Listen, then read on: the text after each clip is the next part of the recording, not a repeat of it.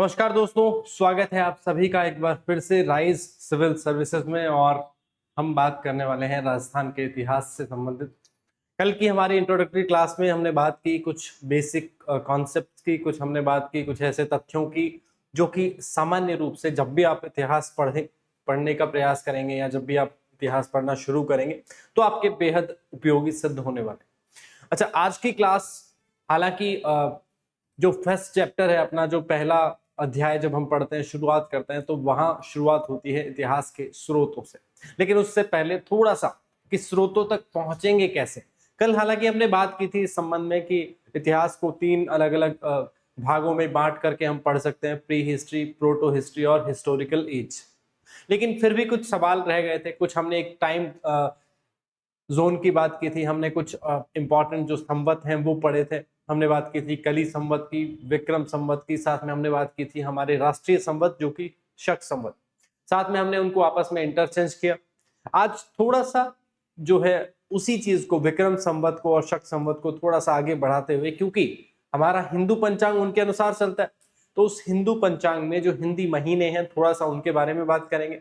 और भारतीय जो वर्ष है उस वर्ष में और ग्रेगोरियन कैलेंडर का जो वर्ष है, उन दोनों वर्षों में क्या डिफरेंस है उसके बारे में बात करेंगे।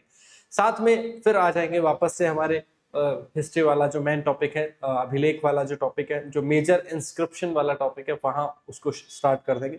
चलिए, तो आज की क्लास स्टार्ट करते हैं। थोड़ा सा कल हमने कुछ चीजें पढ़ी थी, अगर आपको ध्यान हो तो मैं आपको वापस से रिवाइंड करवा देता हूँ। कल हमने कुछ इतिहास को तीन भागों में बांटा था, उसके बाद कुछ हमने प्रमुख संवत पढ़े थे, विक्रम संवत, शक संवत, है ना, कली संवत भी हमने देखा था, तो ये सब हमने देख लिए थे।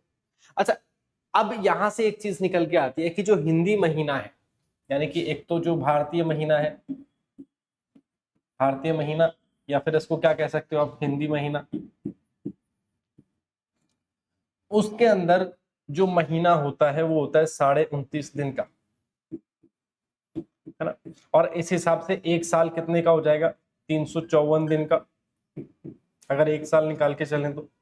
लेकिन दूसरी तरफ अगर आप बात करोगे किसकी, ग्रेगोरियन कैलेंडर की, अगर आप बात करो कि हाँ सब जो अंग्रेजों ने जो कैलेंडर चला रखा है, जिस हिसाब से हम बर्थडे, न्यू ईयर सब मनाते हैं, उसमें कितने दिन होते हैं, उसमें 365, या अगर लीप ईयर की बात करें तो 366, इतने दिन होते हैं। तो अब एक चीज थोड़ा सा यहाँ पे परेशान करेगी कि साहब ये देखो, यहाँ पर तो कितने दिन है, 354, और यहाँ पर है 365, तो लगभग जो डिफरेंस आ रहा है कितने का आ रहा है, 11 दिन का। हम कितना पीछे चल रहे हैं, 11 दिन पीछे चल रहे हैं।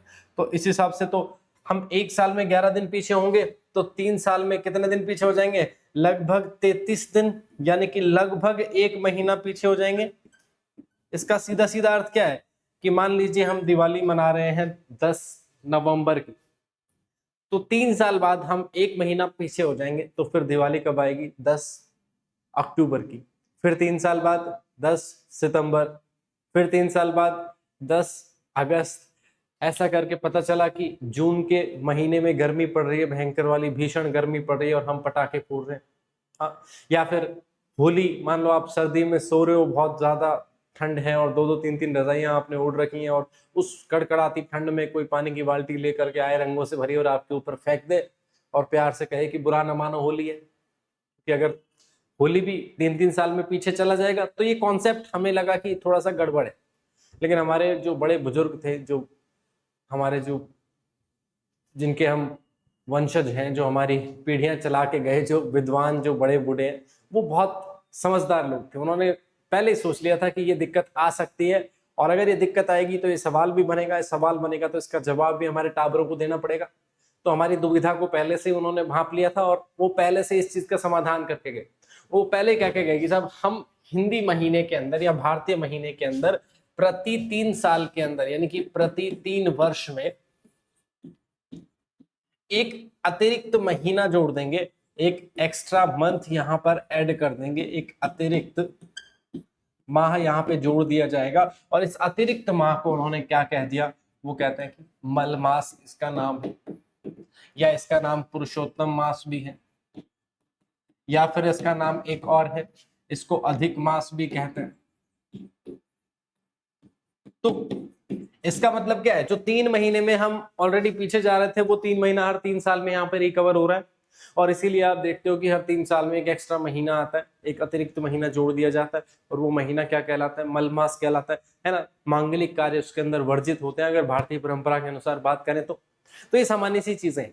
अच्छा, अब महीने की बात करें, ये तो ठीक है, यहां से साल तो क्लियर हो गया कि चलो साल तो बराबर हो गया, लेकिन अब बात करें हिंदी महीने की।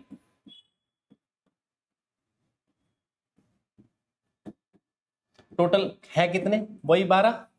अरे जैसे जनवरी से लेकर के दिसंबर तक, मुझे लगता नहीं है कोई ऐसा होगा जिसको ये याद नहीं होगा कि जनवरी फरवरी से लेकर दिसंबर तक कुल कितने महीने हैं और क्या सीक्वेंस है। पहली दूसरी क्लास में याद करवाया जाता है, लेकिन बाद में जरूरत नहीं पड़ती है। अब जो नहीं पढ़े लिखे लोग हैं उनको भी पता है कि जनवरी के बाद फरवरी, फिर मार्च, अप्रैल, मई, जून, जुलाई, अगस्त, सितंबर, अक्टूबर, नवंबर, दिसंबर, ये सबको याद है। लेकिन हमारा जो हिंदू कैलेंडर है, जो हिंदू पंचांग है, जो कि विक्रम संवत पे आधारित है, जो शक संवत जो राष्ट्रीय पंचांग है इस पे जो आधारित है, उसमें जो 12 महीने हैं जो कि चैत्र से शुरू होकर के फाल्गुन पे खत्म होते हैं, वो सारे के सारे 12 के 12 महीने अगर आपको याद हैं तो आप सच में धन्यवाद के पात्र हैं, है ना। और आप में वो जिज्ञासा, वो शक्ति निश्चित रूप से है कि आप कोई भी एग्जाम या अपना जो भी आप जिस भी फील्ड में घुसेंगे आराम से कवर अप कर लेंगे। और अगर आपको नहीं याद है तो हम याद करवा देंगे कि उसी के लिए यहाँ पे क्लास शुरू हुई है। हर एक चीज जहां पे भी मिसिंग होगी, जो भी मिसिंग होगी, शून्य के स्तर से शुरू करेंगे, यानी कि 0 लेवल से हम स्टार्ट करेंगे और शिखर तक चलेंगे ना। ये जो क्लासेस अपनी हो रही है, इनका जो टारगेट है, इनका जो मोटिव आप कह सकते हो, शून्य से शिखर तक, यही इनका मोटिव आप समझ लीजिए। तो अपने जो 12 महीने देखो, मारवाड़ी में अपने घरों में जिस तरीके से जो प्रोनाउंसिएशन होता है, जो उच्चारण होता है इन 12 महीनों का, वो थोड़ा सा अलग होता है, थोड़ा सा डिफरेंट होता है। हम उस तरीके से बात करते ही नहीं है। हम घर पे नहीं कहते हैं कि चैत्र चल रहा है, और इंग्लिश मीडियम में तो हम एक्चुअली ना चैत्र को चैत्रा कहते हैं, ए एक्स्ट्रा ए लगा देते हैं, वो प्रोनाउंसिएशन में थोड़ा सा डिफरेंस आ जाता है ना। मैं भी जब इंग्लिश मीडियम में पढ़ाता हूँ तो हम भी चैत्र नहीं बोलते हैं, चैत्रा ही बोलते हैं, रामायण महाभारत है ना। अब ये एक, क्योंकि अब इंग्लिश मीडियम वाले जो बच्चे हैं उनको वो आदत सी हो गई है वहां पे, है ना, तो वो चीज वहां लगातार चल रही है। पर अगर आप जो अपने राजस्थान के जो त्योहार हैं वहां पे अगर ऐसे पढ़ेंगे तो थोड़ा सा आपको हो सकता है अजीब लगे, थोड़ा स्ट्रेंज लगे, थोड़ा हो सकता है कि आप कहो कि गुरुजी ये तो साहब उल्टा हो गया मामला। तो हम तो क्योंकि यहाँ पे हिंदी मीडियम में ही पढ़ रहे हैं, और साथ साथ में क्योंकि हिंदी मीडियम का सबसे बड़ा फायदा है कि हम मारवाड़ी भी इस्तेमाल कर सकते हैं बीच बीच में। तो आपने घर में अपनी दादी, अपनी माँ, अपनी ताई जी, अपनी काकी सा जो भी बोले हैं, जितना भी है महीना का नाम, तो बड़े नाम थे सुना करो कि के कह रहे हैं, कौन सो महीनो है, कौन सी तिथि है, कौन सो पक्ष चाल रहे है। तो वो जो भी वह बोले वो प्रोनाउंसिएशन थाने याद होना चाहिए। चैत, बैसाख, जेठ, साढ़, है ना, सावन, भादु, आसोज, कार्तिक, मंगसिर, पो, माह, फागण, इस तरीके से याद रखते हैं। अच्छा, जब पूर्णिमा आती है तो पूर्णिमा को पूर्णिमा कोई नहीं बोलता, घरों में क्या बोलते हैं? पुण्यु बोलते हैं, या पूनम बोल देते हैं। ज्यादा ही थोड़ा सोफिस्टिकेटेड अगर कोई फैमिली है तो पूनम बोल देते हैं कि आज पूनम का दिन है, आज पूनम की रात है। अमावस को अमावस कोई नहीं बोलता, अमावस्या वैसे तो शुद्ध शब्द है पर उसको अमावस बोल देते हैं, या तो है ना, थोड़ा अगर हिंदी में बहुत सही तरीके से, या केवल मावस, है ना, ए साइलेंट हो जाता है, ए गायब हो जाता है, मावस ही बोलते हैं अपने, है ना। बाकी जो प्रथमा, द्वितीय, तृतीया, है ना, एकम, द्वितीय, तृतीया, जो भी हैं, जो तिथियां हैं उनको एक, दूज, तीज, चौथ, है ना, पांच जो है पंचमी, छठ, सात है, आठ है, नवमी, है ना, नवमी नहीं नवमी, ये अपने जो प्रोनाउंसिएशन है। ग्यारस, एकादशी को तो ग्यारस बोलते हैं, है ना, जो एकादशी को पैदा होते हैं, कई बार उनके नाम भी पहले वाले लोग तो ग्यारसी लाल निकाल लेते थे, तिथि के अनुसार नाम निकाल लेते थे। कई बार ऐसा होता था, है ना, कोई लड़की अगर पूर्णिमा को पैदा हो रही तो उसका नाम पूनम निकाल लेते। हाँ, ऐसा नहीं है कि अगर कोई अमावस्या को पैदा हो रही है तो उसका नाम मावस अमावस हो, ऐसा तो अभी तक तो सुना नहीं है। अगर कोई सुना हो तो हो सकता है, पर ऐसा होता था कि बहुत सारे चीजों से कनेक्ट कर लेते थे चीजों को।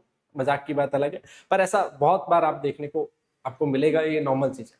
तो जो 12 महीने हैं वो 12 महीने आपको याद होने चाहिए। और क्योंकि स्टार्टिंग के 6 महीने और अंतिम जो 6 महीने उनको याद अगर आपको नहीं हो रहे हैं तो याद करने का तरीका क्या है?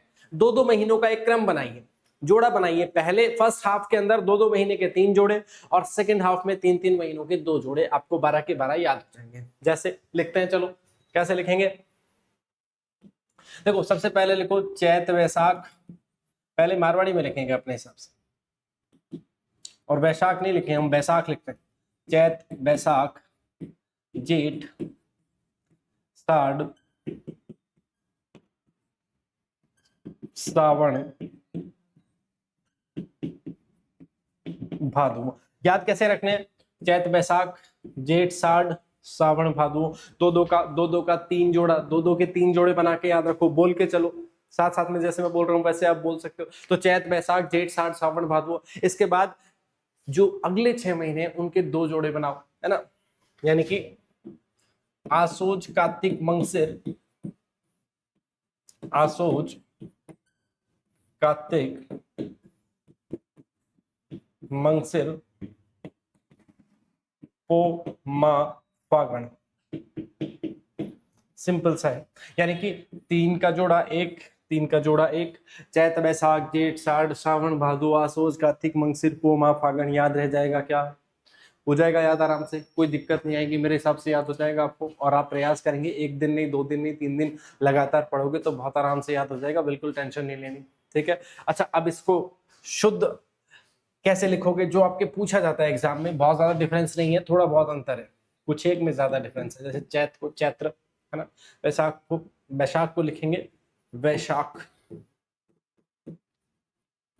जेठ को लिखेंगे ज्येष्ठ, साढ़ को लिखेंगे आषाढ़, सावन को लिखेंगे श्रावण, भादवा का लिखेंगे भाद्रपद, ठीक है। आसोज को लिखेंगे आश्विन, कार्तिक को लिखेंगे कार्तिक को लिखेंगे कार्तिक, मंगसिर को लिखेंगे मार्गशीर्ष, है ना। ये बड़ा थोड़ा सा यहाँ पे अलग है, हालांकि मार्गशीर्ष मुझे लगता नहीं कोई कहता होगा, आप में से कोई कहता हो तो बताना मेरे। पौष, माघ और फाल्गुन, ये हिंदी के 12 के 12 महीने हैं जो आपको याद हो जाएंगे, एक बार में नहीं, 2 बार में, 3 बार में, और मैं तो इतनी बार बोल दूंगा आपको कि आपको याद वैसे ही सुन के ही हो जाएंगे। चलो, तो ये 12 महीने हो गए हिंदी के। अब महीने को भी आगे हमने डिवाइड कर दिया, जैसे मान लो कोई भी महीना हो गया, उस महीने के अंदर 2 पक्ष हमने डाल दिए। पहला जो पक्ष था कौन सा? कृष्ण पक्ष। 2 पखवाड़े यहां पर कर दिए, 15-15 दिन, 15 दिन के समूह को क्या कहते हैं? पखवाड़ा, या इंग्लिश में क्या कहते हैं? फोर्टनाइट। तो कृष्ण पक्ष और शुक्ल पक्ष, 2 पक्ष यहाँ पे ऐड हो गए। और ये तो क्योंकि अगर शुद्ध हिंदी की बात करोगे, एग्जाम के हिसाब से आप याद करोगे, वैसे नॉर्मली अपने घरों में तो बिल्कुल नहीं बोला जाता, है ना, कृष्ण या शुक्ल, है ना, या तो लागता या उतरता या अंधेरी या चांदनी, है ना, इस तरीके से शब्द इस्तेमाल होते हैं। तो पहला कृष्ण पक्ष, देखो कृष्ण पक्ष में क्या होता है कि चंद्रमा का आकार जो है धीरे धीरे घटता घटता घटता घटता एकदम समाप्त हो जाता है, और कृष्ण पक्ष का जो अंतिम दिन है वो होती है अमावस्या। याद रखिएगा, पहला पक्ष कौन सा होता है? कृष्ण पक्ष। तो समझिए। अच्छा, इसको कहते क्या है? इसको कहते हैं अंधेरी, क्योंकि अंधेरा बढ़ता जाता है इसलिए क्या कहते हैं इसको? अंधेरी। अब इसको अंधेरी कहेंगे तो इसको क्या कहेंगे? चांदनी। क्यों? क्योंकि चांदनी बढ़ती जाती है, चंद्रमा का जो आकार है वो धीरे धीरे बढ़ता बढ़ता बढ़ता और संपूर्ण रूप में आ जाता है, और बाद में पूर्णिमा के दिन जो है चंद्रमा अपने संपूर्ण रूप में यहाँ पर आपको दिखाई देता है, और वो अंतिम दिन होता है महीने का, यानी कि शुक्ल पक्ष का अंतिम दिन, और महीने का भी अंतिम दिन, यानी कि कौन सी तिथि हो गई? पूर्णिमा। 15वां दिन महीने का कौन सा है? अमावस्या। 30वां दिन कौन सा है? पूर्णिमा। एक तरीके से याद हो रहा है। अच्छा, इसको और भी कुछ कहते हैं, जैसे इसको कहते हैं लागती, इसको कहते हैं उतरती, इसको कहते हैं बुद्धि, इसको कहते हैं सुदी, है ना। ये अलग अलग नाम है जो अलग अलग तरीके से इस्तेमाल किए जाता है। तो ये 15-15 दिन के समूह हो गए, है ना, यानी कि ये 15 दिन हो गए, 15 days and these 15 days, 2 groups of 15 days, ठीक है।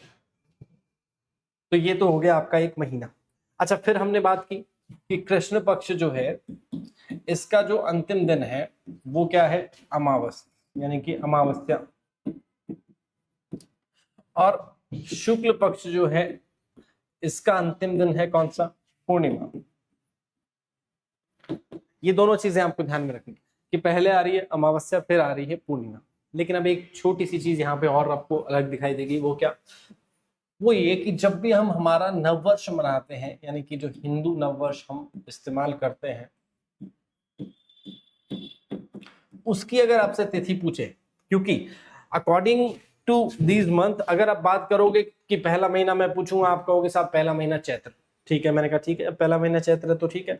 अब हमने कहा पहला पक्ष कौन सा, कृष्ण पक्ष, और कृष्ण पक्ष की एकम यानी कि प्रथमा जो है वही क्या होगी, नए साल की शुरुआत होगी, जबकि ऐसा नहीं है। नए साल की शुरुआत होती है चैत्र महीने के शुक्ल पक्ष की एकम से। ऐसा क्यों, देखो, यानी कि हिंदू नववर्ष कब मनाया जाता है, चैत्र शुक्ल प्रतिपदा को,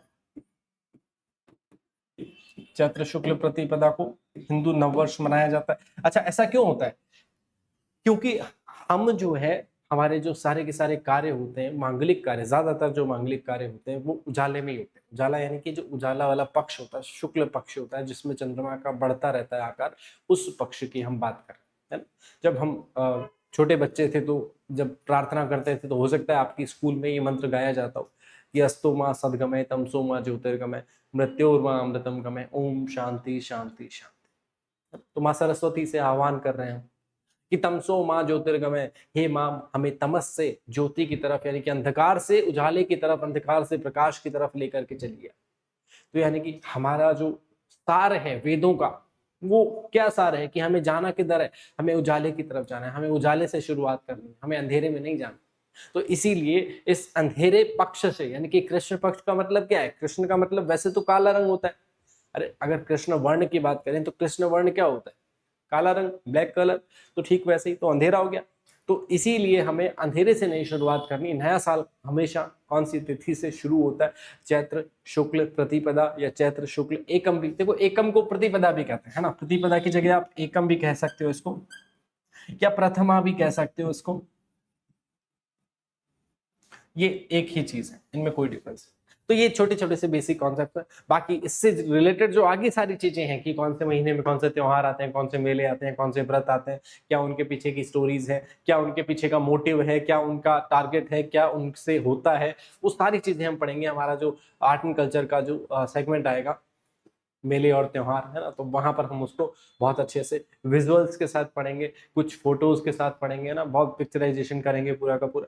तो वो अलग तरीके से उसको देखेंगे। यहाँ पे केवल इसलिए कि आपका बेसिक जो कॉन्सेप्ट है, जो हिस्ट्री में आगे हम जो पढ़ेंगे जिस तरीके से, ये संवत और ये तिथियां, ये इसलिए मैं पढ़ा रहा हूँ कि आपको अभिलेख जब हम पढ़ेंगे वहां पर भी कई जगह विक्रम संवत का इस्तेमाल आपको देखने को मिलेगा, तो वो भी आपको थोड़ा सा ध्यान रहे।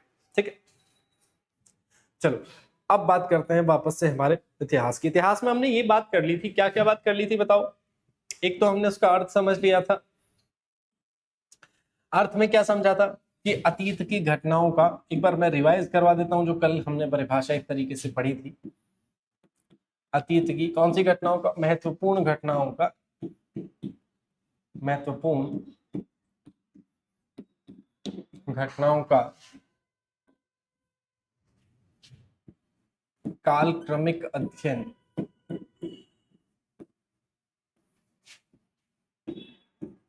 यही क्या है, इतिहास। ठीक है, तो ये सबसे पहली बात तो ये हमने देख लिया। इसके बाद हमने 3 महत्वपूर्ण हिस्से देख लिए, यानी कि इतिहास का विभाजन हमने देख लिया कि सब इतिहास को अगर सरलता से पढ़ेंगे तो विभाजन करना पड़ेगा 3 हिस्सों में। और कौन कौन से हिस्से थे, प्री हिस्ट्री, प्रोटो हिस्ट्री और हिस्टोरिकल एज।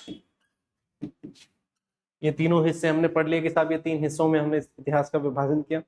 इसके बाद हमने कुछ और भी चीजें पढ़ी, है ना, जैसे हमने आर्कियोलॉजी वगैरह कुछ एक शब्दावली पढ़ी थी, आपको ध्यान हो तो। एक पूरे टाइमलाइन हमने देखी थी, विक्रम संवत, शक संवत, ईसवी सन, इनको आपस में कन्वर्ट कैसे करना। ठीक है, अच्छा अब उससे भी आगे चलते हैं थोड़ा सा। अब एक सवाल ये मन में आता है कि हमें बहुत बार ऐसे लगता है कि मान लो कोई अवशेष मिला, पुराना अवशेष मिला, कोई पुराना एविडेंस मिला, हिस्टोरिकल एविडेंस हमें प्राप्त हुआ, और हमें कई बार हम पढ़ते हैं कि साहब फलानी चीज हमें जो मिली है ये 4000 साल पुरानी है, या 4000 ईसा पूर्व की ये चीज है। कैसे कैलकुलेट किया हमने, how can we calculate the exact age of particular thing, कैसे डिसाइड करते हैं हम, कैसे उस चीज को ये समझते हैं कि साहब ये उस समय की है, ये इतने साल पहले की है। उस 4000 के लिए हमने ऐसे क्यों नहीं लिखा कि ये 5000 साल की है या 2000 साल की है, क्योंकि हमने निर्धारण किया और जब भी ऐसा निर्धारण होगा वहां पर वैज्ञानिक विधियां काम में आएंगी, और सामान्यतः 60,000 ईसा पूर्व तक के लिए, क्योंकि ज्यादातर इससे ज्यादा हम नहीं करते, इससे ज्यादा फिर वो करते हैं, फिर वो यूरेनियम मेथड आ जाता है, उसके बारे में ज्यादा हम नहीं पढ़ते क्योंकि उसकी आवश्यकता इतनी नहीं पड़ती, जो सभ्यताएं हैं उनका विकास इतना पहले हुआ भी नहीं था। तो अब यहाँ पे जो हम पढ़ रहे हैं वो हम पढ़ते हैं मोस्टली एक ऐसी विधि के बारे में जिससे 60,000 ईसा पूर्व तक, यानी कि 60,000 साल पुरानी वस्तुओं तक का आपको आराम से पता लगाया जा सकता है। और वो विधि कौन सी है? वो विधि है कार्बन 14 मेथड, यानी कि कार्बन 14 मेथड जो है विलर्ड लिवी ने इसकी खोज की थी 1949 के अंदर, कार्बन 14 पद्धति है ना। तो थोड़ा सा आपको ध्यान रखना है कि कार्बन 14 क्या है? कार्बन का ही एक अपर रूप है, पद्धति, क्योंकि जनरल साइंस भी आपसे पूछी जाएगी तो आपको थोड़ा सा साइंटिफिक लैंग्वेज का भी ध्यान रखना है। अब देखो इसमें क्या होता है कि जो कार्बन जो है ना, कार्बन 14 जो है, इसकी जो हाफ लाइफ है, यानी कि जो इसकी अर्ध आयु है, वो होती है 5730 साल। यानी कि किसी भी वस्तु में या किसी भी पदार्थ में, जो भी पदार्थ ज्वलनशील है, जो भी जल सकता है, इसका मतलब उसमें कार्बन है। इस प्रकृति में कोई भी चीज जो जल सकती है, इसका मतलब वो कार्बन से युक्त है। तो अब इसका मतलब क्या है कि अब कार्बन 14 की जो हाफ लाइफ है, यानी कि इसकी अर्ध आयु 5730 साल, 5730 साल मान लो कि किसी वस्तु में कार्बन की मात्रा अगर एग्जैक्टली 50% ही बची हुई है, तो इसका मतलब ये है कि उसकी आयु कितनी है? 5730, और इस आधार पे उसकी आयु निकाल ली जाती है। तो ये कार्बन 14 जो पद्धति है 1949 के अंदर विलर्ड लिबी ने इसकी खोज की थी। ये आपको ध्यान रखना है, बेसिक चीज है। और ये इसलिए पता है क्योंकि जितने भी अभिलेख हमें मिलेंगे ना, उन सब का निर्धारण हमने इसीलिए किया। बहुत सारे अभिलेखों में हमें मतलब ईयर नहीं लिखा हुआ मिला है ना, तिथि नहीं मिली, अंकित तिथि। हालांकि बाद के जो अभिलेख है वहां पे तो आपको अंकित तिथियां मिलती हैं, लेकिन जब आप हड़प्पा पढ़ते हैं, जब हम हड़प्पा पढ़ेंगे या सिंधु घाटी सभ्यता के जो और बाकी के स्थान पढ़ेंगे, राजस्थान में भी कालीबंगा, आहड़, गणेश्वर, बैराट, बहुत सारे ऐसे स्थान हमको मिले, और वहां से बहुत सारी अलग अलग चीजें हमको मिली हैं। तो उन चीजों का आयु निर्धारण हमने कैसे किया? सभी का कार्बन 14 पद्धति के आधार पर उनके कालक्रम का, उनकी आयु का निर्धारण हमने किया। तो इसलिए ये पद्धति के बारे में थोड़ा सा संक्षिप्त रूप से ब्रीफ में आपको जानना जरूरी है। तो ये हो गई कार्बन 14 पद्धति, ठीक है। चलो अब चलते हैं हमारे मूल जो टॉपिक है उस टॉपिक के ऊपर, और उस टॉपिक का जो नाम है वो है राजस्थान के महत्वपूर्ण अभिलेख या राजस्थान के महत्वपूर्ण शिलालेख, है ना। अभिलेख शिलालेख कोई बहुत ज्यादा डिफरेंस नहीं है, एक ही बात है। शिलालेख वो होते हैं जो चट्टान पे अंकित होते हैं, अभिलेख के अंदर ही आते हैं, अभिलेखों में शिलालेख भी आते हैं, ताम्रपत्र भी आते हैं, तो वो सब एक ही चीज है। बहुत ज्यादा आपको इसमें परेशान नहीं होना है, बस इतना याद रखना है कि पुराने ऐसी चीजें जहाँ पे कुछ पत्थरों पे, चट्टानों पे या और धातु वगैरह पे आपको लिखा हुआ कुछ मिलता है, हालांकि उसको ताम्रपत्र कहते हैं धातु वाले को। तो पर ज्यादातर अभिलेख हमें पत्थर पे या पत्थर की चट्टान जो है, या पत्थर को फ्लैट करके एकदम वहां पे लिखा हुआ, उस पे उत्कीर्ण किया हुआ, उस पे अंकित करवाए हुए ही मिलते हैं। तो सबसे पहले उन्हीं की बात करते हैं, और सबसे इसी क्रम में जो सबसे पुराना अभिलेख है, राजस्थान का सबसे पुराना अभिलेख, जो कि भारत का दूसरा सबसे पुराना अभिलेख है, और हम बात कर रहे हैं बड़ली शिलालेख की, जो कि अजमेर के भिलोट माता के मंदिर से हमें प्राप्त हुआ है ना। तो यहाँ से स्टार्ट करते हैं, थोड़ा थोड़ा लिखना भी शुरू करते हैं, और क्योंकि बहुत ज्यादा नहीं लिखेंगे, ज्यादातर चीजें हम कीवर्ड्स में लिखते हुए चलेंगे। जो मुख्य चीजें हैं या जो पीडीएफ है वो आपको पैनल पीडीएफ के साथ साथ आपको जो है क्लास नोट्स का पीडीएफ भी आपको मिल जाएगा। साथ में जो है पूरा का पूरा एक अलग से नोट्स का जो पीडीएफ सेक्शन है वो भी आपको एप्लीकेशन पे भी मिल जाएगा, और ऑफलाइन वाले बच्चे हैं उनको प्रिंटेड नोट्स के फॉर्म में कंप्लीट जो है चीजें आराम से मिल जाएंगी, है ना। तो चलिए हेडिंग डालते हैं यहाँ पे, एक नंबर लगा के, बड़ली शिलालेख।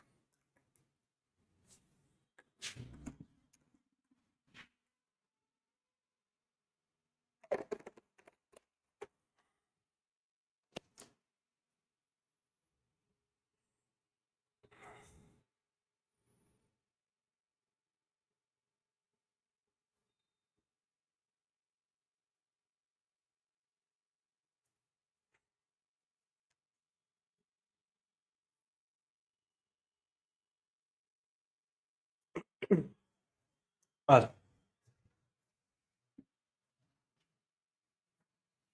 हेडिंग डाल लेते हैं,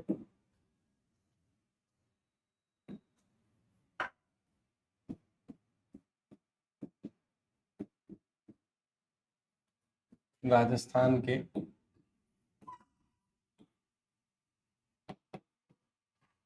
इतिहास के स्रोत।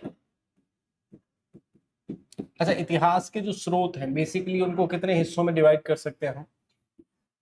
इतिहास के जो स्रोत हैं दो तरीके से, एक तो पुरातात्विक हो सकते हैं और एक साहित्यिक हो सकते हैं, है ना। हालांकि इसके बारे में हम पहले बात कर चुके हैं, पर एक बार फिर भी इसको देख लो। पुरातात्विक और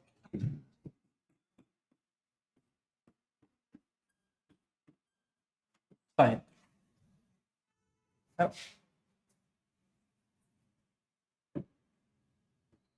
अच्छा, साहित्यिक में कौन कौन से ग्रंथ आ सकते हैं? एक तो धार्मिक साहित्य इसके अंदर आ जाता है, जो रामायण महाभारत है, या जैन या बौद्ध धर्म की जो पुस्तकें हैं।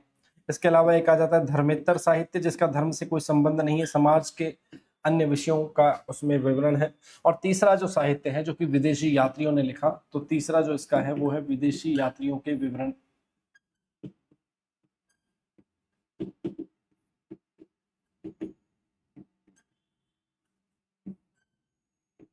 ठीक है। अच्छा, पुरातात्विक स्रोतों में क्या शामिल हो जाता है? सबसे पहले अभिलेख, इसके अलावा इसके अंदर सिक्के, ताम्रपत्र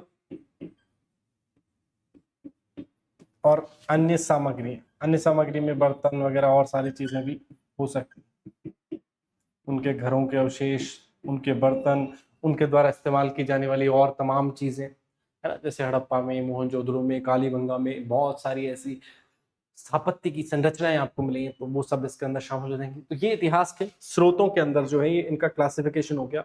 और इसमें हम पढ़ेंगे पहला स्रोत, यानी कि राजस्थान के महत्वपूर्ण अभिलेख।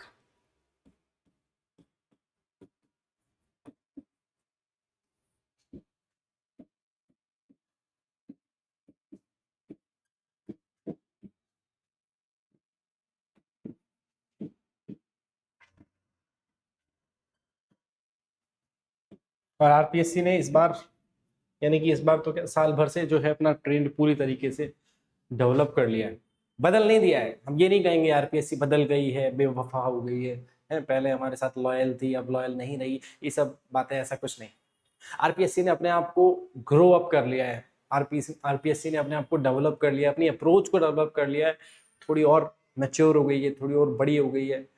क्योंकि हमारा जो इम्तिहान वो ले रही है लगातार, तो वो थोड़ा सा और अच्छे से ले रही है, थोड़ा सा और गहराई से सवाल पूछ रही है, थोड़ा सा और एनालिटिकल अप्रोच को उसने शामिल कर दिया है। अब केवल रटने मात्र से काम नहीं चलेगा, ऊपर ऊपर से वन लाइनर्स किताबें पढ़ने से काम नहीं चलेगा, टेक्स्ट बुक पढ़नी पड़ेगी, गाइड पढ़ने से कतई काम नहीं चलेगा। तो इसलिए अब थोड़ा सा हमें और ज्यादा गंभीरता से पढ़ने की आवश्यकता है ना। क्योंकि अभी हाल ही में फर्स्ट ग्रेड के पेपर हुए, आरपीएससी स्कूल लेक्चरर के जो पेपर्स हुए उनमें देख लीजिए, या आरएस मेंस सबसे बड़ा एग्जांपल, जो भी हाल ही में जो लास्ट आरएस मेंस हुआ है, पिछली बार से भी ज्यादा डाउन कट ऑफ, और पता नहीं शायद 200 के आसपास भी रह सकती है। तो 800 में से 200 नंबर कट ऑफ अगर जाएगी तो फिर निश्चित रूप से आप देख सकते हो कि लेवल कितना अच्छा होने वाला है ना। वही कट ऑफ जो एक बार 400 के टच होने वाली थी, 350 तक आराम से पहुंच गई थी, वो अब लगभग वापस से 200 तक आने वाली है।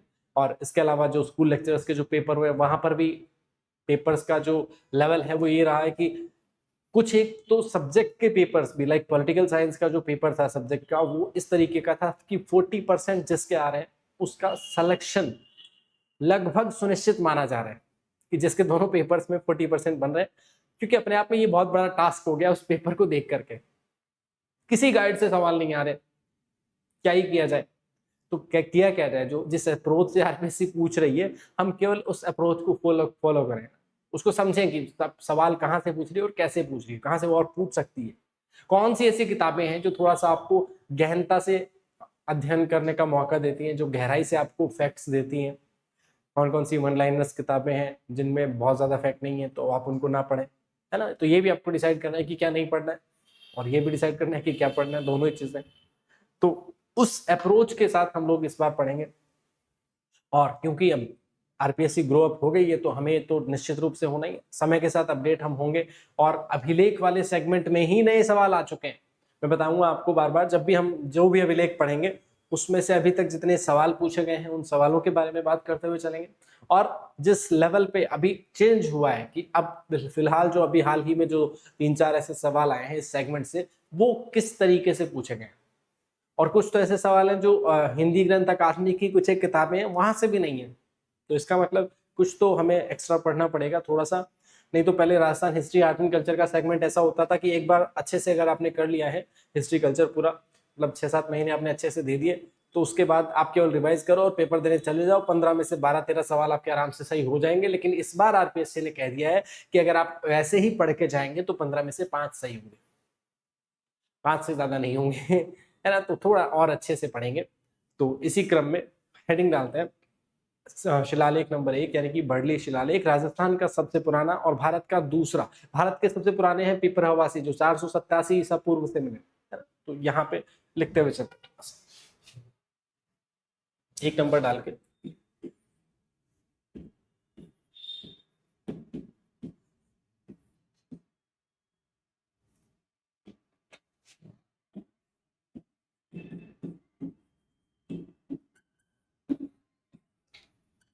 देखो क्या क्या है इसके अंदर।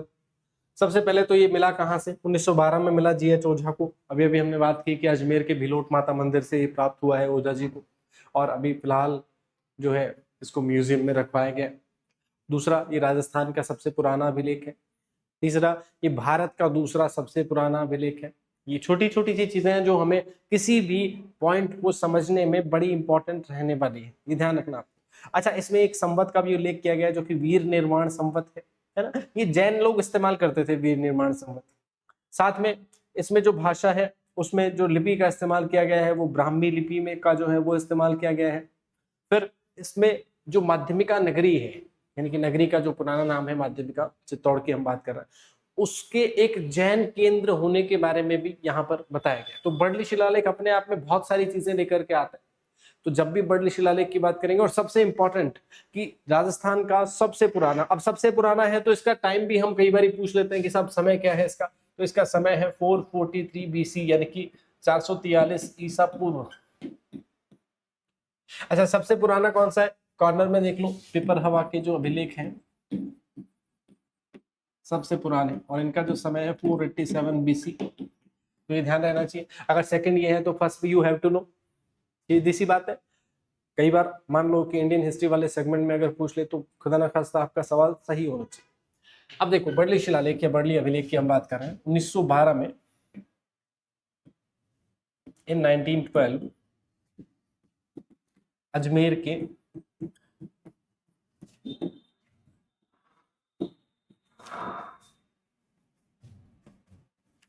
भीलोट माता मंदिर से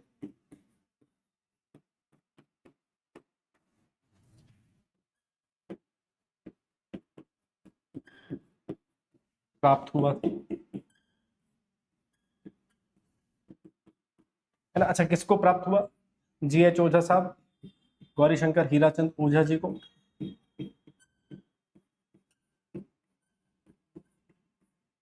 सिंपल सी चीज है। अच्छा, इसके अलावा हमने और क्या बात की कि ये राजस्थान का दूसरा सबसे पुराना अभिलेख, राजस्थान का सेकंड, और भारत का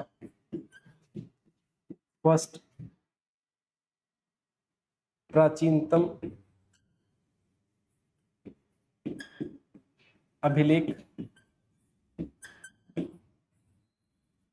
अच्छा, इसमें एक संवत की और जानकारी मिलती है। कौन सा संवत की बात की हमने, हमने बात की वीर निर्माण संवत की, यानी कि इसमें एक ऐसा संवत मिला आपको, कौन सा, देखो, वीर निर्माण संवत यहां से आपको देखने को मिला इसमें। अच्छा, इसके अलावा इसमें माध्यमिका यानी कि जो नगरी है इसका उल्लेख हालांकि बहुत जगह मिलता है, पाणिनि के अष्टाध्यायी में भी मिलता है, महाभारत में भी इसका उल्लेख मिलता है। इसके एक जैन केंद्र होने की सूचना आपको मिलती है यहाँ से, जैन केंद्र के रूप में माध्यमिका या नगरी के होने की सूचना यहाँ से मिलती है आप, ठीक है। अच्छा, इसकी जो लिपि है वो ब्राह्मी लिपि है। इस अभिलेख में जो लिपि प्रयुक्त की गई है वो कौन सी लिपि है, ब्राह्मी लिपि।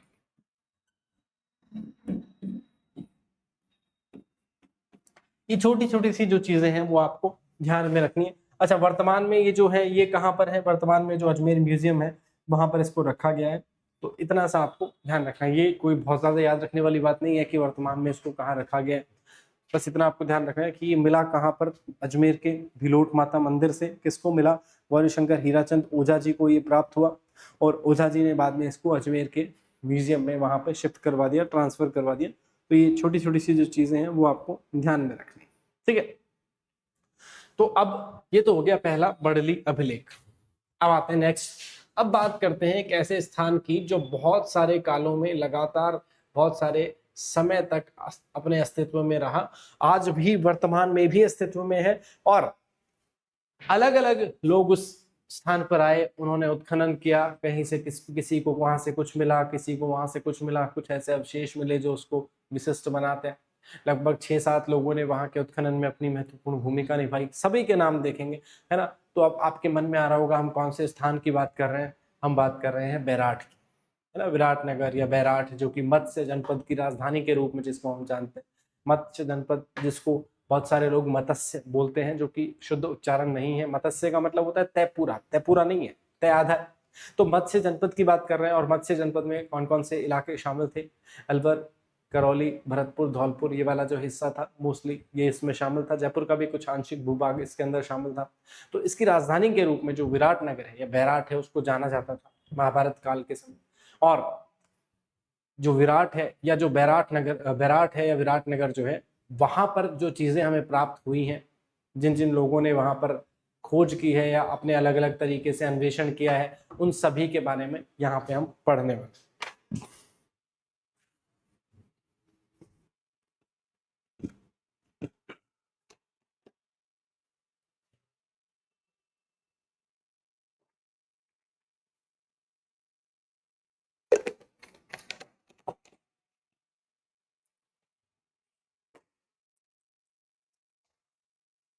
देखो ये पहाड़ी क्षेत्र है एक, बैराठ वाला जो इलाका है ये लगभग लगभग पूरा पहाड़ी इलाका है।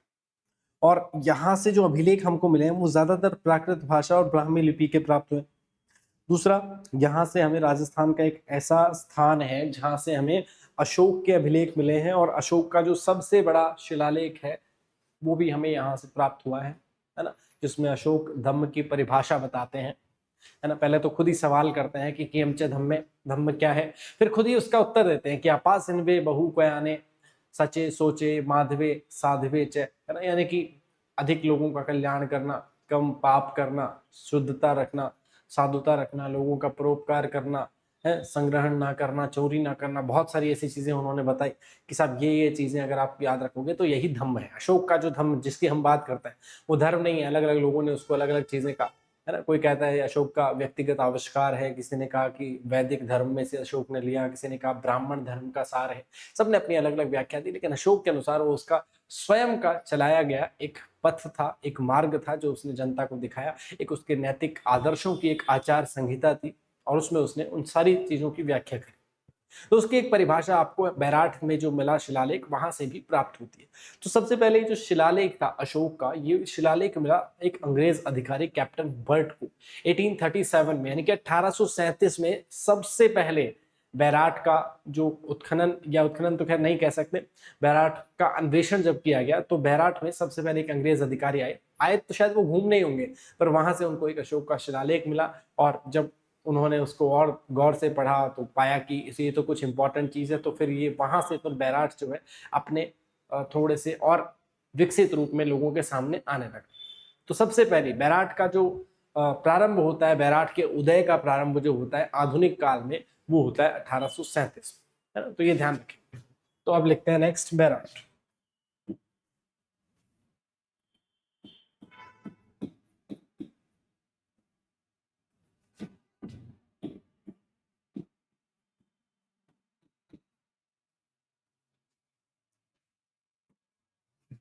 जो सिंपल सी चीजें जैसे मत्स्य जनपद की राजधानी,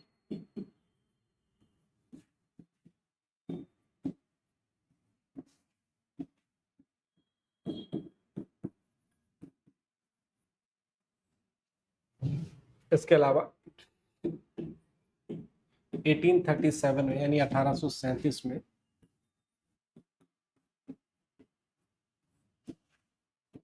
कैप्टन बर्ड को अशोक का शिलालेख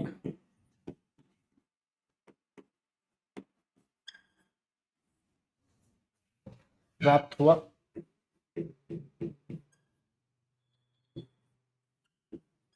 और यहाँ पे भी क्या बहुत सारी डूंगरियां हैं, तो ये शिलालेख मिला बीजक डूंगरी से, है ना। ये जो शिलालेख था अशोक का, ये कहां से मिला? बीजक डूंगरी से। और उस समय उन्होंने पूछा, वो जो अंग्रेज थे उन्होंने पूछा कि साहब ये गांव कौन सा है, तो इसके आसपास क्योंकि कोई गांव नहीं था, 15 किलोमीटर एक दूर गांव था, उस गांव का नाम था भाबरू, है ना। लोगों ने कहा साहब ये भाबरू है, तो इसको बताया गया भाबरू अभिलेख या भाबरू शिलालेख, इसको संज्ञा दे दी गई, है ना। लेकिन ये एक्चुअल में जब आप जाओगे तो जहां पे ये भाबरू अभिलेख मिला आपको, वो स्थान उस भाबरू गांव से लगभग 15 किलोमीटर की दूरी पे है, तो वास्तविकता में उसका संबंध उससे नहीं है, पर उसका नाम भाबरू शिलालेख या भाबरू अभिलेख डाल दिया है, तो अब तब से अभी तक वही हम पढ़ते आ रहे हैं। तो ये थोड़ा सा आपको ध्यान रखना है। बीजक डूंगरी से कैप्टन बर्ड को 1837 में अशोक का ये शिलालेख प्राप्त हुआ। और ये शिलालेख जो है, ये ध्यान रखना, यह है, this is the most biggest inscription of the Ashoka, है ना। यह है अशोक का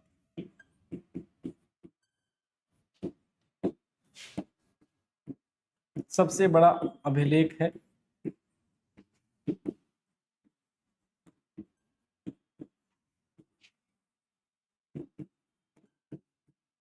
जिसमें अशोक के बौद्ध होने का, जिसमें अशोक के बौद्ध होने का सबसे प्रबल प्रमाण मिलता है।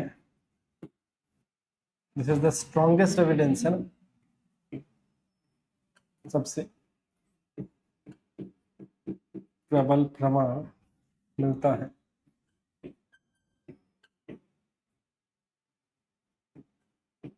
तो ये छोटी छोटी सी चीजें आपको ध्यान रखनी है। तो ये हम बात कर रहे हैं बैराट के फर्स्ट फेज के बारे में, बैराट के पहले फेज की बात कर रहे हैं, तो ये थोड़ा सा आपको ध्यान में रहना चाहिए कि क्या मामला है क्या नहीं है ना, सिंपल सी चीजें हैं।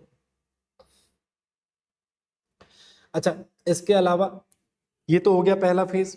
अब क्योंकि बाद में हालांकि इस अभिलेख को एशियाटिक सोसाइटी ऑफ बंगाल यानी कि कलकत्ता भेज दिया गया, तो वो सारी चीजें आपको नहीं ध्यान में रखनी। अब ये बातें पुरानी हो गई, अब कुछ साल बीत गए और अब एक व्यक्ति आए एसीएल कार्लाइल, और एक और स्थान था भीमसेन डूंगरी, वहां से भी अशोक का एक अभिलेख इनको मिला, एक लघु शिलालेख मिला। लेकिन बाद में जब उस शिलालेख का परीक्षण किया गया तो पता चला कि ये जो शिलालेख है ये अशोक के अभिलेख की कॉपी है, ये मूलतः एक मौलिक शिलालेख नहीं है। तो वो बहुत ज्यादा महत्व का शिलालेख नहीं था, लेकिन फिर भी ये बात महत्व की थी कि 1871 में एसीएल कार्लाइल, जिनको राजस्थान में पुरातत्व का जनक, द फादर ऑफ आर्कियोलॉजी इन राजस्थान कहा जाता है, उनको एक अशोक का लघु शिलालेख भीमसेन की डूंगरी से प्राप्त हुआ। तो इंपॉर्टेंट बात ये है थोड़ी सी, है ना। तो नेक्स्ट बैराट के संबंध में क्या होगा? In 1871, ACL Carlyle came here and found a mini inscription of Ashoka. 1871 में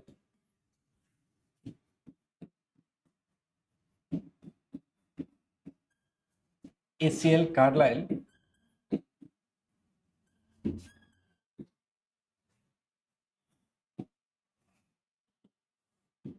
को भीमसेन की डूंगरी से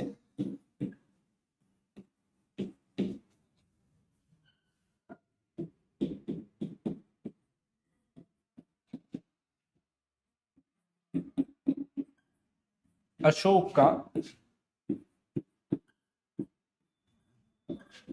एक अन्य लघु शिलालेख मिला,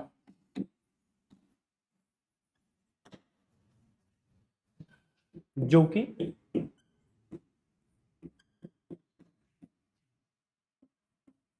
मूल नहीं था या मूल नहीं होकर प्रतिकृति था। कॉपी को हिंदी में क्या बोलते हैं? प्रतिकृति था। तो ये दो चीजें हो गई कि सबसे पहले 1837 में कौन आया, कैप्टन बर्ट आए, फिर 1871 में कौन आया, यहाँ पर आए ACL कार्डलाइल। तो अब बैराट जो है वो अपने स्वरूप में धीरे धीरे आता जा रहा है, लोगों को पता चलता जा रहा है कि भाई बैराट भी एक जगह है, वहां पे भी कुछ चीजें हो रही हैं, कुछ चीजें मिल रही हैं, तो एक बार आपको विजिट करना चाहिए। जितने भी जो आर्कियोलॉजिस्ट थे, जो पुरातत्वविद थे, उनका ध्यान बैराट की तरफ आकर्षित हुआ, तो उनको लगा यार ये अच्छी जगह। तो अब इसी क्रम में 1910 में डॉक्टर भंडारकर यहाँ पे आए, और जो महादेव डूंगरी है, गणेश डूंगरी है, मोती डूंगरी है, उन सारे स्थानों का उन्होंने एक सीधे तरीके से एक उत्खनन का कार्य किया, एक सर्वेक्षण का काम किया। हालांकि भंडारकर को 1910 में कुछ भी नहीं मिला यहाँ से, जो सामान्य नॉर्मल छोटी मोटी चीजें थी वो मिली, जो कि बहुत ज्यादा महत्वपूर्ण नहीं थी। तो भंडारकर का जो दौरा था ये थोड़ा सा निराश करने वाला था। हालांकि इसके बाद जब दयाराम साहनी आए तो बहुत सारी चीजें इंपॉर्टेंट मिली, लेकिन भंडारकर का जो 1910 का दौरा था वहां पे उनको निराशा के अलावा और कुछ नहीं मिला। तीसरे नंबर पे आए डॉक्टर भंडारकर। तो कई बार सवाल इस तरीके का भी पूछ लिया जाता है कि बैराट का संबंध निम्न में से किससे नहीं है। ग्रुप में आपको सवाल में बहुत सारे लोग दे देंगे, मान लो कैप्टन बर्ड दे दें, नीलरत्न बनर्जी दे दें, डी.आर. भंडारकर दे दें, या फिर आपको दयाराम साहनी दे दें, या ACL कार्डलाइल दे दें, तो आपको समझ में आना चाहिए कि कौन है और कौन नहीं है। तो सारे के सारे हम लिखते हुए चलेंगे। तो अब 1910 यानी कि 1910 यानी कि 1910 कौन आ रहा है 1910 में, डॉक्टर भंडारकर।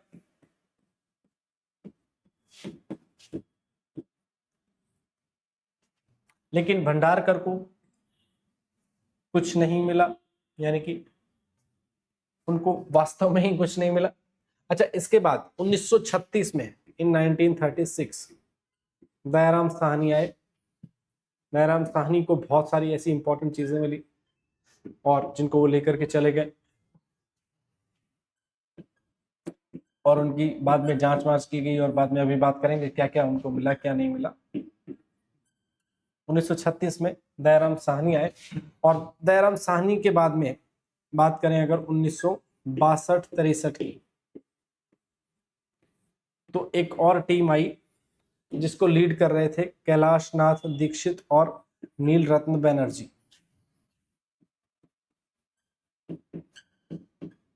कैलाश नाथ दीक्षित और नीलरत्न बनर्जी,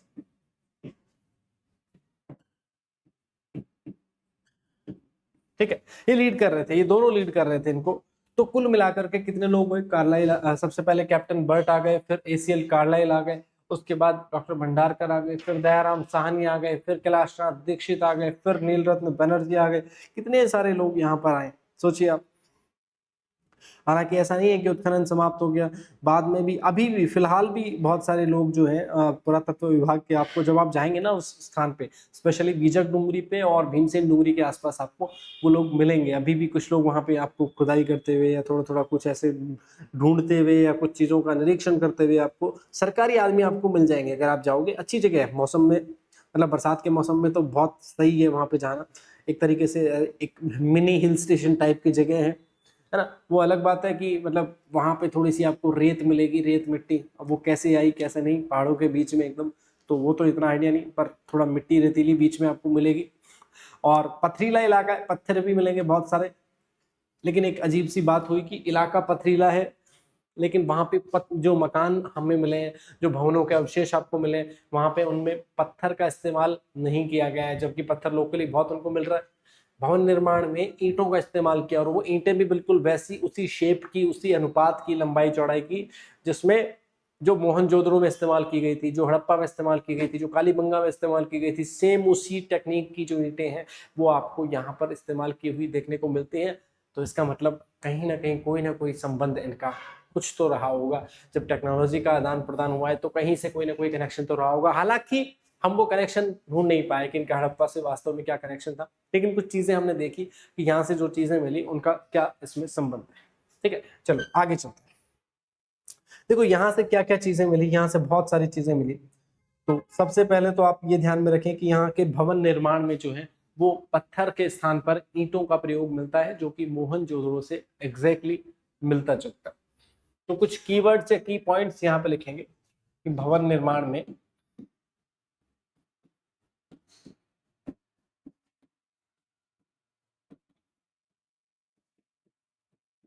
ईंटों का इस्तेमाल, ब्रिक्स का यूज।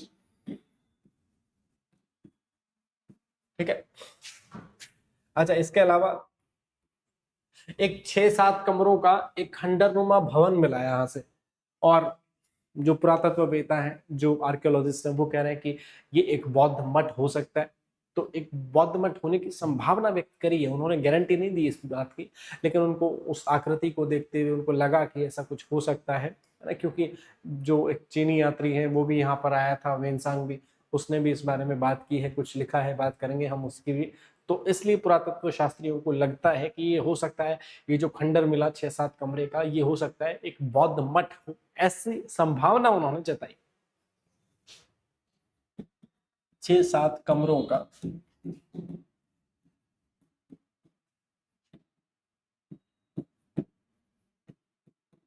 खंडहर नुमा भवन,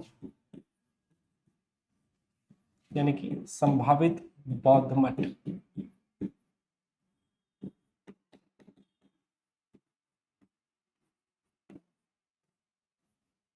छोटी छोटी सी चीजें हैं, ये थोड़ा सा आपको ध्यान दें। अच्छा, यहाँ से 36 चांदी के सिक्के मिले, जिसमें से 8 तो पंचमार्क हैं और 28 जो सिक्के हैं वो इंडो ग्रीक शासकों के सिक्के।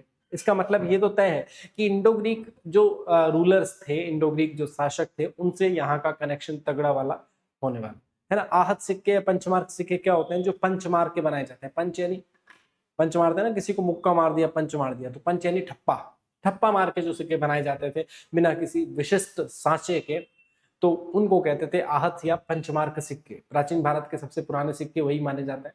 तो ये ध्यान में रखने आपको कि टोटल कितने सिक्के मिले? 36 चांदी के सिक्के मिले, जिसमें से 8 सिक्के जो हैं वो पंचमार्क हैं और 28 सिक्के जो हैं वो है हिंद यवन शासकों के, यानी कि उनको कहते हैं इंडो ग्रीक जो रूलर्स हैं, इंडो ग्रीक शासक हैं, उनके सिक्के हमें यहाँ से प्राप्त होते हैं। तो नेक्स्ट देखते हैं। कुल 36 चांदी के सिक्के,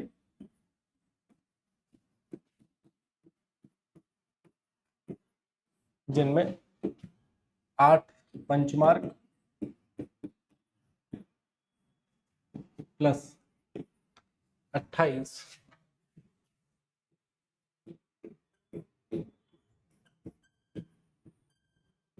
इंडो ग्रीक शासकों के। अच्छा, इसमें भी जो 28 सिक्के मिले इंडो ग्रीक शासकों के, इसमें भी सर्वाधिक जो सिक्के थे 28 में से 16 सिक्के एक ही राजा के, और वो कौन सा राजा? मिनेंडर। मिनेंडर के सर्वाधिक सिक्के, तो ये भी यहाँ पे इंपॉर्टेंट फैक्ट है, यानी कि मिनेंडर के अकेले के कितने? 16 सिक्के।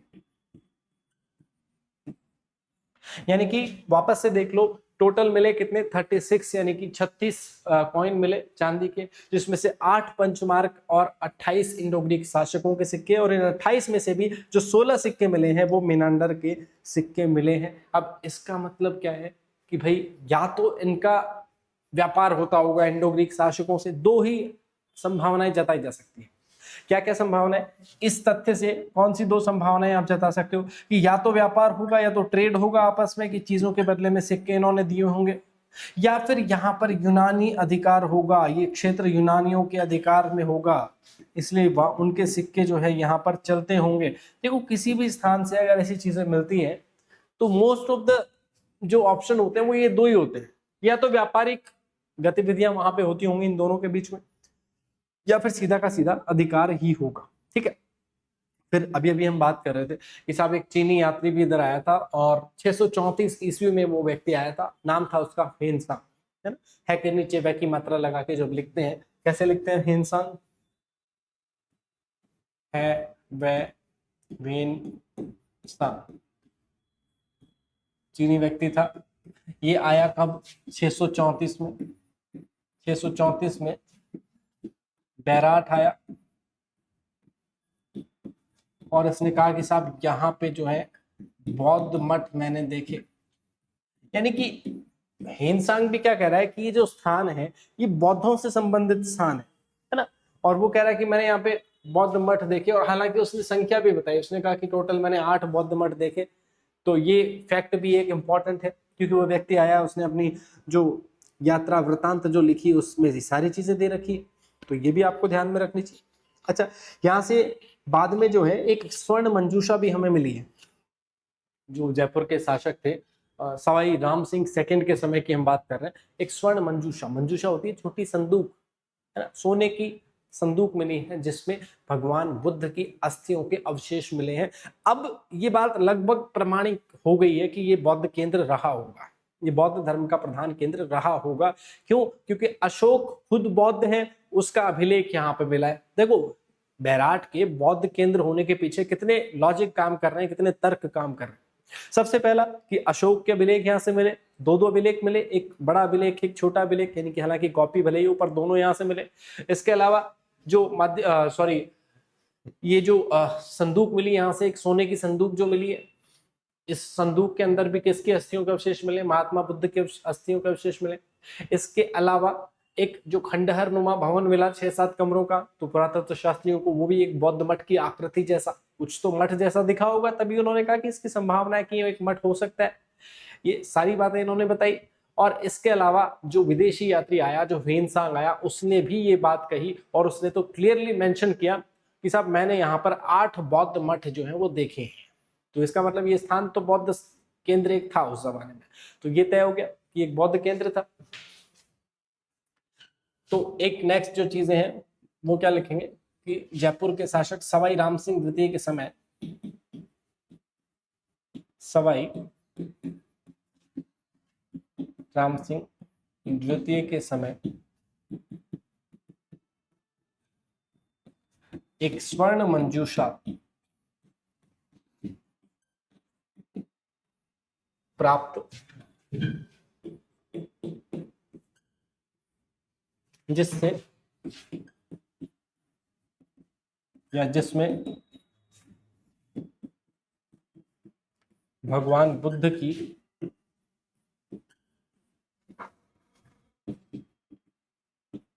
अस्थियों के अवशेष मिले हैं।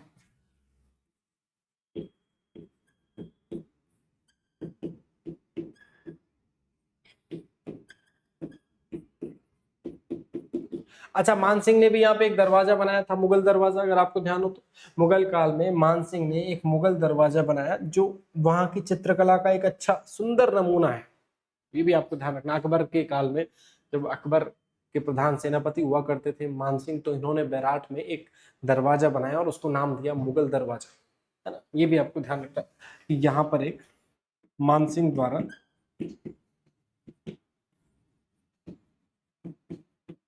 निर्मित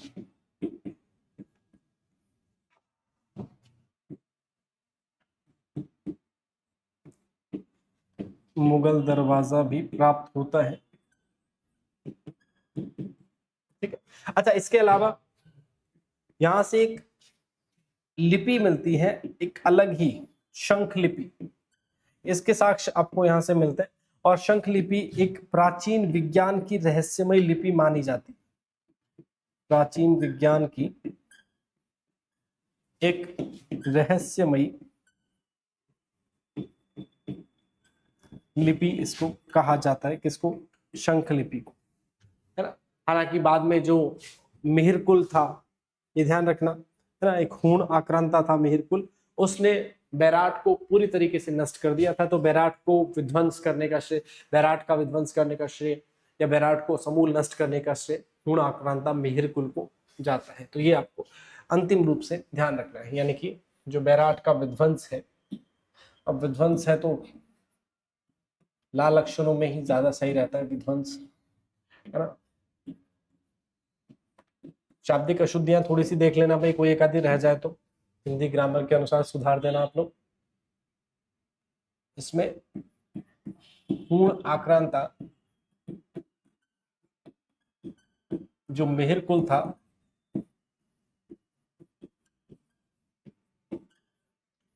इसको श्रेय जाता है पूरी तरीके से।